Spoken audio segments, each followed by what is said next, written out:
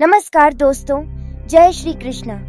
जो स्त्री निर्वस्त्र होकर नहाती है, बिना कपड़े पहनकर नहाने से उसके जीवन पर इसका क्या असर पड़ता है। दोस्तों, इसके बारे में वीडियो में एक कहानी के जरिए आपको समझाऊंगी। अगर आप इस वीडियो को पूरा देखते हो तो यह वीडियो आपको बहुत अच्छी जानकारी और सीख देकर जाएगी। तो चलिए मित्रों, आपका कीमती समय बर्बाद ना करते हुए अब सीधे कहानी पर ही पहुंचते हैं। मित्रों, एक समय भगवान भोलेनाथ माता पार्वती के साथ हरिद्वार में घूम रहे थे।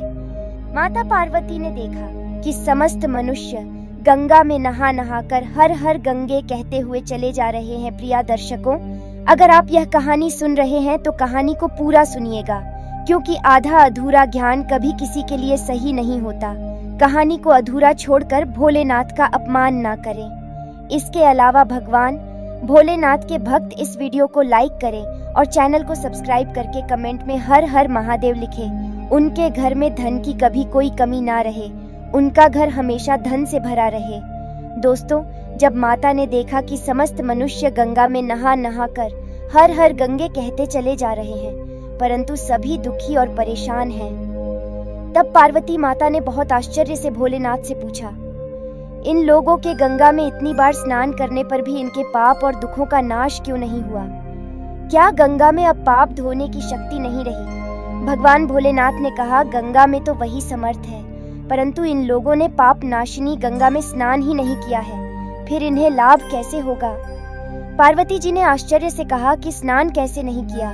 सभी तो नहा कर जा रहे हैं, अभी तक उनके शरीर का पानी भी नहीं सूखा है। भगवान भोलेनाथ ने कहा, यह लोग तो केवल पानी में डुबकी लगा कर आ रहे हैं, तुम्हें कल इसका रहस्य समझाऊंगा। दूसरे दिन बहुत जोर की बरसात होने लगी, गलियां कीचड़ से भर गई। एक चौड़े रास्ते में एक गहरा गड्ढा था, उसके चारों ओर कीचड़ भर गया था और भगवान शंकर ने शक्ति से वृद्ध रूप धारण कर लिया और विवश की तरह गड्ढा में जाकर ऐसे गिर गए जैसे कोई मनुष्य चलता चलता गड्ढे में गिर पड़ा हो और निकलने की चेष्टा करने पर भी नहीं निकल पा रहा हो। पार्वती जी को उन्होंने यह समझाकर गड्ढे के पास बैठा दिया कि देखो, तुम लोगों को सुना सुना कर यूं पुकारती रहो कि मेरे वृद्ध पति अकस्मात गड्ढे में गिर पड़े हैं। कोई पुण्य आत्मा इन्हें निकालकर उनके प्राण बचाए और हम असहाय की सहायता करें। और भगवान भोलेनाथ ने यह भी समझा दिया कि जब कोई गड्ढे में से मुझे निकलने दो को तैयार हो, तब इतना और कह देना कि मेरे पति सर्वथा निष्पाप है, इन्हें वही छुए जो खुद भी निष्पाप हो। यदि आप निष्पाप हैं तो उनके हाथ लगाइए, नहीं तो हाथ लगाते ही आप भस्म हो जाएंगे। पार्वती जी तथास्तु कहकर गड्ढे के किनारे बैठ गई और आने जाने वालों को सुना सुनाकर भगवान भोलेनाथ जी की सिखाई हुई बात कहने लगी। गंगा में नहाकर लोगों के दल चले आ रहे हैं और सुंदर युक्ति को यूं बैठी देखकर क्योंकि मन में पाप आया और कुछ लोगों को धर्म का भय हुआ और कई कानून से डरे, और कुछ लोगों ने तो पार्वती जी को यह भी सुना दिया कि मरने दे बुढ़े को, क्यों उसके लिए रोती है। और कुछ दयाल चरित्रवान पुरुष थे, उन्होंने उसे युवती के पति को निकलना चाहा, परंतु पार्वती जी के वचन सुनकर वह भी रुक गए। उन्होंने सोचा कि हम गंगा में नहा कर आए हैं तो क्या हुआ, पापी तो है ही, कहीं सहायता करते समय हम भस्म ना हो जाए। इस स्त्री के कथन के अनुसार हम खुद भस्म ना हो जाए। किसी का साहस नहीं हुआ, सैकड़ों आए, सैकड़ों ने पूछा और चले गए। संध्या हो चली, तब भगवान भोलेनाथ ने माता पार्वती से कहा, देखो, कोई सच्चे हृदय से गंगा में नहाने वाला आया। तब थोड़ी देर बाद एक जवान हाथ में लोटा लिए हर हर गंगे करता हुआ निकला। पार्वती जी ने उसे भी वही बात कही। युवक का हृदय करुणा से भर आया, उसने भगवान भोलेनाथ को निकालने की तैयारी की। पार्वती जी ने रोककर कहा कि सुनो भाई, यदि तुमने कोई पाप किया होगा तो मेरे पति को छूते ही जल जाओगे। उसने इस समय बिना किसी संकोच के दृढ़ निश्चय के साथ पार्वती जी से कहा कि माता, मेरे निष्पाप होने में तुम्हें संदेह क्यों होता है? देखती नहीं मैं अभी गंगा नहाकर आया हूँ, भला गंगा में गोता लगाने के बाद भी कभी पाप रहते हैं? मैं अभी तुम्हारे पति को निकलता हूँ। युवक ने लपक कर बूढ़े को ऊपर उठा लिया। भगवान भोलेनाथ और पार्वती ने उसे अधिकारी समझकर अपना असली स्वरूप प्रकट कर उसे दर्शन देकर कृतार्थ किया। भगवान भोलेनाथ जी ने माता पार्वती से कहा कि इतने सारे लोगों में से एक नहीं गंगा स्नान किया है। इसी दृष्टांत के अनुसार जो लोग बिना श्रद्धा और विश्वास के केवल डंभ के लिए गंगा स्नान करते हैं, उन्हें वास्तविक फल नहीं मिलता, परंतु इसका यह मतलब नहीं कि गंगा स्नान व्यर्थ जाता है। गंगा स्नान का बहुत पुण्य भी है। इसके बाद भगवान भोलेनाथ जी ने कहा, अब मैं आपको औरतों के बारे में बताता हूँ, जो औरतें कपड़े खोलकर स्नान करती हैं। हिंदू धर्म शास्त्रों में हर एक काम के लिए कुछ नियम बनाए गए हैं। इन नियमों में से एक है स्नान को लेकर की गई बातें। ऐसा कहा जाता है कि आम व्यक्ति को शास्त्रों के नियमों का पालन अवश्य करना चाहिए, जिससे उनके घर की सुख शांति बनी रहती है और खुशहाली आती है। साथ में अपार धन भी मिलता है। माता लक्ष्मी प्रसन्न होती है। दरअसल हमारे शास्त्रों में ऐसी कई बातें लिखी गई हैं जिनका पालन हम सदियों से करते चले आ रहे हैं, लेकिन कर्म के बारे में हमें अभी भी पूरी जानकारी नहीं है।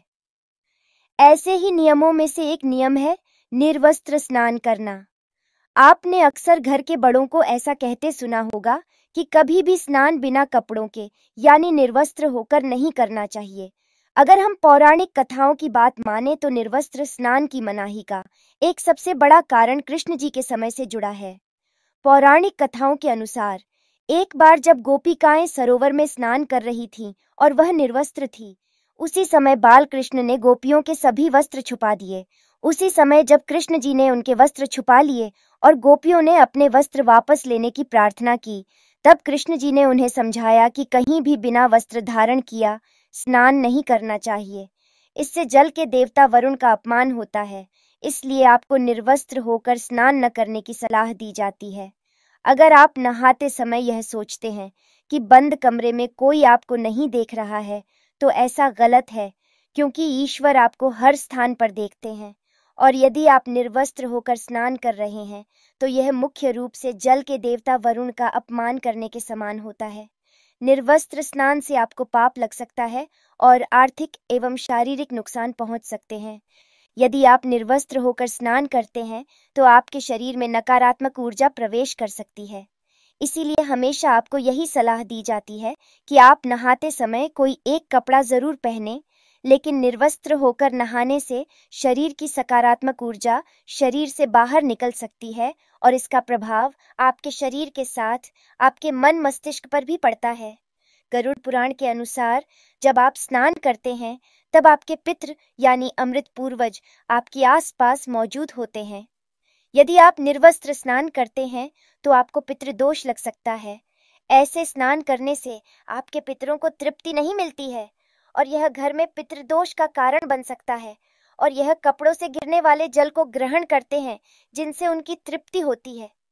निर्वस्त्र स्नान करने से पितृ नाराज होते हैं, जिनसे व्यक्ति का तेज, बल, धन और सुख नष्ट होता है। इसलिए कभी भी निर्वस्त्र होकर स्नान नहीं करना चाहिए। पुराणों के अनुसार नहाने वाला पानी पूर्वजों के हिस्से में जाता है। शास्त्रों में ऐसी मान्यता है कि यदि कोई निर्वस्त्र स्नान करता है, माता लक्ष्मी आपसे रूठ सकती है। इससे आपकी कुंडली में धन हानि का योग बन सकता है और आपकी आर्थिक स्थिति खराब हो सकती है। इसलिए आपको निर्वस्त्र होकर स्नान न करने की सलाह दी जाती है और शास्त्रों में भी इस बात की मनाही है।